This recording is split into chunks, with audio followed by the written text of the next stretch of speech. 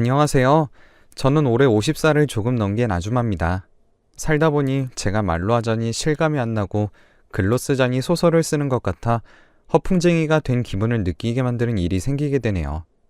말주변이 없는 저지만 이번에 제가 겪은 일들이 허무맹랑해 몇 자 적어보니 함께 들어봐 주세요. 저희 집은 어렸을 때 조부모 때부터 이어온 가업이 있어요. 작게 하는 건 아니고 워낙 사업가 체질이셨고 일을 추진하시는 능력이나 사업 아이템을 발견하시는 것 또한 다른 사람들에 비해 월등하셨기 때문에 사업의 규모가 남달랐다고 합니다. 저희 아버지가 그걸 그대로 이어받으셨고 아버지 때에도 사업이 너무 잘 되어버리는 바람에 하루 3시간도 못 주무실 정도로 바쁘게 사셨죠. 덕분에 저희 어머니는 백화점에서도 최고 고객이셨고 저도 어린 나이부터 애들이 잘 모르는 명품 브랜드의 옷과 신발만 입고 신고 다녔으며 패밀리 레스토랑이 보급화되지 않았을 때에도 식사는 늘 레스토랑에서 한강뷰를 보며 먹을 정도였어요. 집에는 당연히 기사님이 따로 계셨고요. 저를 학교까지 바래다주는 기사님과 엄마 전용 기사님, 아빠 전용 기사님, 그리고 언제 어떻게 될지 모르니 예비로 근무하시는 상비직 기사님도 계셨어요. 집에 기사님만 4분이 계셨고 또 집안일을 도와주시는 도우미분들도 계셨습니다. 그 중에 좀 젊은 편에 속하시는 입주 도우미분이 계셨어요. 원래 입주 도우미는 나이가 지긋하신 분들만 고용해 왔었는데 아들 홀로 키우는 미혼모 사정이 딱해 어머니가 처음으로 들인 젊은 입주 도우미였어요. 두 모자는 저희 집의 지하실에서 거주했고 대문만 같이 공유하는 정도였습니다. 입주 도우미님의 아들은 저와 같은 또래였어요. 유치원은 그 아이가 다니지 못해 함께 다니지 못했지만 학교는 함께 다녔습니다. 초등학교 때 등굣길이 같은 방향이니 함께 가지 않겠냐고 제가 먼저 말을 하곤 했고 그럼 엄마가 조금 뜸을 들이긴 하셨지만 그래요, 우리 지혜랑 같이 등교시켜요 하셨었죠. 그때마다 아주머니는 아니에요, 우리 민석이는 알아서 갈 수 있어요 하시며 한사코 거절하셨고 민석이도 친구랑 같이 가기로 했다면서 거절했습니다. 사실 생각해보면 그때 저희 집이 좀 유난스러웠던 것 같아요. 초등학생 걸음걸이로 20분 정도 걸으면 학교였는데 그 거리를 차를 타고 다녔으니 말이죠.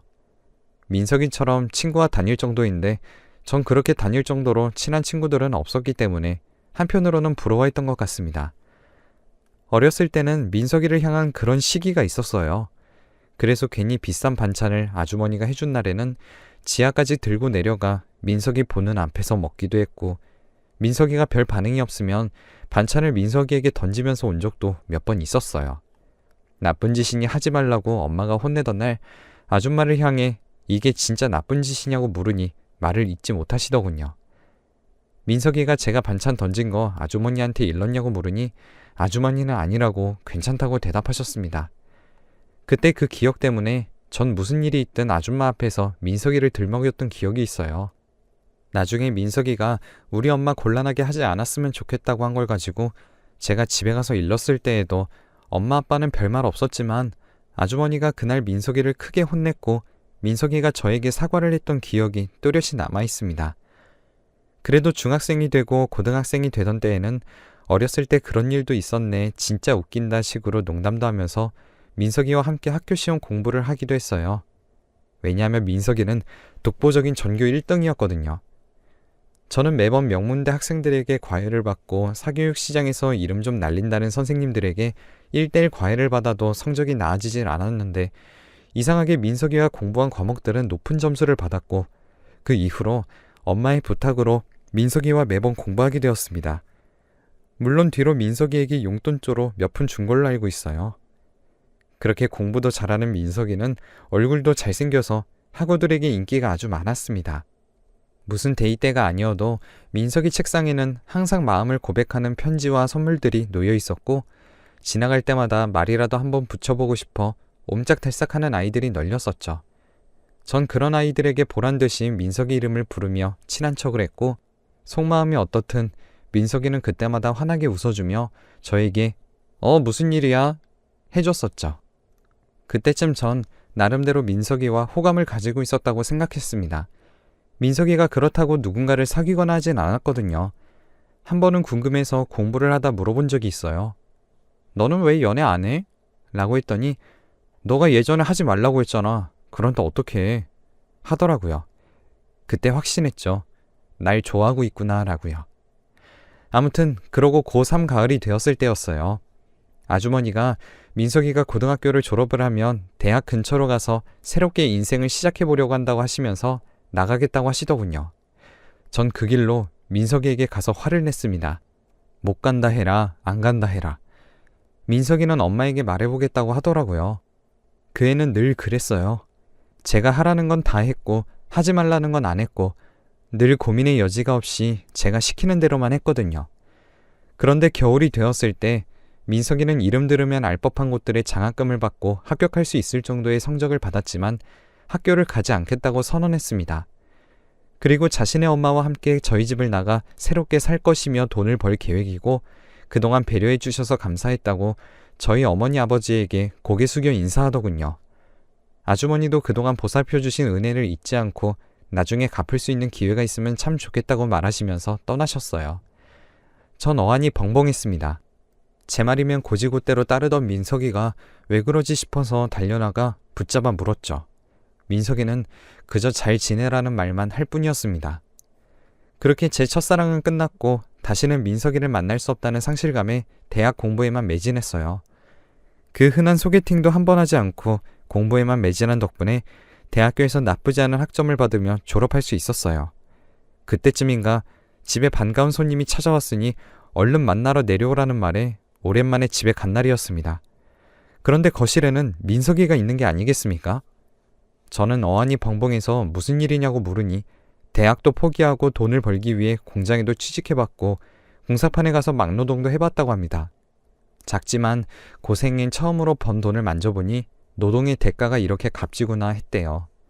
그렇게 2년 정도를 고생하고 군대를 다녀와 다시 일을 시작하려고 하니 고졸에 이렇다 할 자격증도 없어 취직할 곳이 마땅치 않아 이러고 싶지 않았지만 염치 없게 부모님에게 한 번 더 일자리를 구해보고자 왔다고 하더라고요. 아버지는 민석이 부탁이라면 없는 자리라도 만들어서 내줘야 하는 거 아니겠냐고 하시면서 운전면허가 있다면 기사로 고용하겠다 하셨어요. 그렇게 4년 만에 돌아온 민석이는 저희 집 기사가 되어 주말이면 얼굴 마주치게 되었고 그때마다 허무맹랑한 이야기들을 하며 감정을 조금씩 키우기 시작했습니다. 민석이는 어떨지 몰라도 전 그때도 호감이었고 사랑이었으며 첫사랑 상대였기 때문에 또 민석이도 크게 다르지 않다 믿어왔지만 아닐 수도 있는 거잖아요. 그래서 다시 재회한 시점에는 많은 것들이 조심스러웠어요. 그때처럼 다가가기에는 모든 것이 다름을 알았기 때문에 쉽지 않더라고요. 하지만 민석이는 특유의 성실함과 싹싹함으로 아버지에게 인정받고 있었고 동네에서도 잘생긴 총각이라면서 어른들에게 예쁨받고 있었습니다. 다들 지나갈 때마다 우리 집 사위 삼고 싶다고 하는 분들이 여러 분으로 늘어나면서 급한 마음에 저희 집까지 찾아오시는 분들도 계셨어요.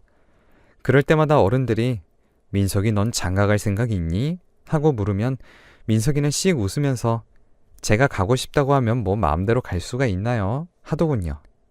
꼭 어릴 때 제가 사귀지 말라고 했다고 안 사귀던 때와 겹쳐 보여서 순간 마음이 설레었습니다. 부모님은 너의 배경 보지 않고 있는 그대로 너를 바라봐주면서 네가 앞으로 다른 일을 한다고 했을 때에도 능력과 뒷받침이 되어줄 수 있다고 참한 와이프를 만나길 바란다며 덕담해 주셨습니다. 그날 밤 우연히 마당을 걷다 민석이를 만났고 무슨 용기였는지 모르겠지만 전 민석이에게 사랑한다고 말해버렸어요. 어릴 때처럼 내가 만나지 말라고 하면 안 만날 것 아니냐고 다른 여자랑 결혼하지 말라고 붙잡았습니다. 그리고 뒤에 계신 줄 몰랐는데 엄마의 찢어지는 비명소리가 들렸어요. 이게 대체 무슨 소리냐며 민석이가 짐을 챙길 시간도 주지 않고 내쫓아내시더군요. 불과 몇 시간 전만 해도 좋은 사람들 만나 장가가기를 응원한다더니 그게 본인들은 아니었던 거죠. 하지만 제 마음의 불은 지펴진 후였고 걷잡을 수 없이 불은 타오르고 있었습니다. 부모의 반대가 사랑의 멈춤이 될 순 없었죠.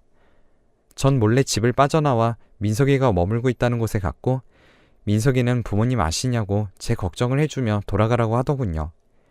전 괜찮다고 말하고 같이 도망가서 살자고 민석이를 꼬셨습니다. 네가 날 사랑한다면 난 부모를 버릴 준비가 되어 있다고 말했어요. 민석이는 시간을 달라 했고 며칠 뒤 저희는 사랑의 도피를 떠났습니다. 떠나는 내내도 그랬지만 민석이는 늘 저에게 자신 때문에 험난한 삶을 살게 하는 것 같아 미안한 마음뿐이라며 늘 사과를 했어요. 사랑해서 내가 한 선택이니 넌 그런 필요 없다고 주눅들지 말라 얘기해줬죠. 약 3년이라는 시간 동안 부모님 도움 없이 아무런 연고도 없는 땅에서 둘이 살아내기란 여간 힘든 게 아니었어요.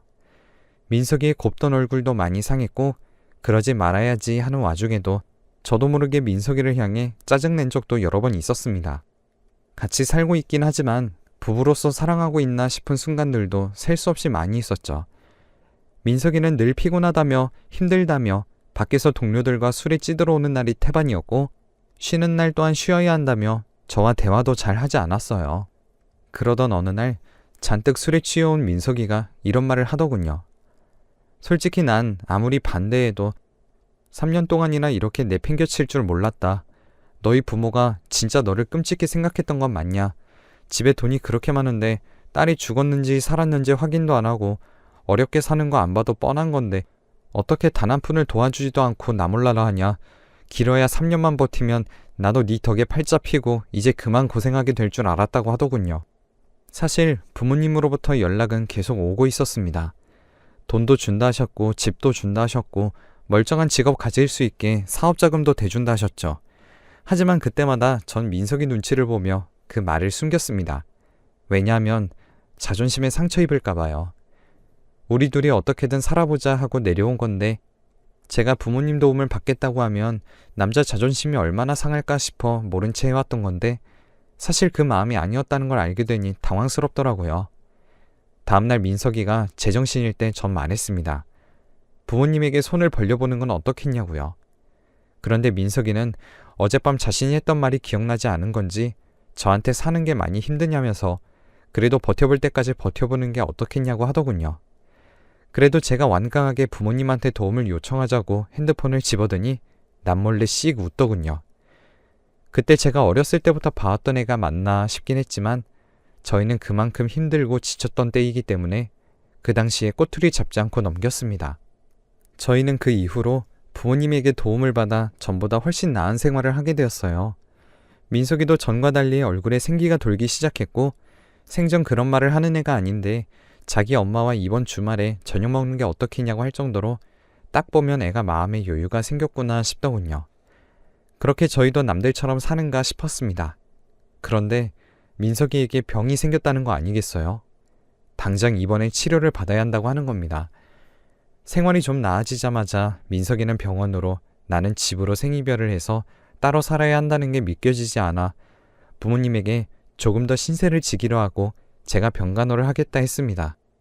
그러자 민석이가 얼마 남지 않은 생을 시골에서 저와 단둘이 오붓하게 보낼 순 없겠냐고 하더군요. 급한 치료만 가끔 도시에 가서 받고요. 저는 그러자 했죠. 스트레스를 덜 받는 게 제일 중요하다 생각했거든요. 저희는 시골에서 제2의 삶을 살기 시작했어요. 부모님에게 수술비와 치료비를 입금받아 도시에 가서 치료를 받고 오고 몸은 좀 고된 부분이 있었지만 이것도 하늘이 주신 시간이니 최대한 행복하게 받아들이고자 많이 노력했습니다. 그런 저를 또 배려한다고 민석이가 앞으로 진료를 보러 자기 혼자만 다니겠다고 하기에 부부가 어찌 그러냐고 하니 자기가 신세지는 것 같아 마음이 더 무겁다고 했고 저는 그날 이후로 민석이가 진료를 받으러 가는 날이면 교회에 가서 기도를 하기 시작했습니다. 베푸는 만큼 돌아온다 생각해 봉사도 많이 다녔어요. 겉으로 볼 때는 전과 다를 바가 없는데도 이상하게 민석이의 병은 나을 기미가 없었습니다. 하느님도 참 무심하시다 교회에 가서 눈물을 흘리며 원망하던 날이었죠. 그런데 갑자기 고함에 가까운 비명소리가 들리기에 소리가 난 쪽으로 가보니 민석이가 있는 게 아니겠습니까? 울부짖는 말이 가관이었습니다. 비트코인에 모은 돈을 또다시 넣었는데 다 사라져버렸다고 이렇게 잦은 타이밍으로 치료받으러 간다고 하면 아무리 둔한 사람이라도 눈치챌 텐데 어떻게 돈을 긁어 모으냐고 지금이 다시 들어갈 타이밍인데 어떡하냐는 거예요. 제가 어이가 없어 다리에 힘이 풀려 그 자리에 주저앉아 버렸고 그때 민석이와 눈이 마주쳤습니다.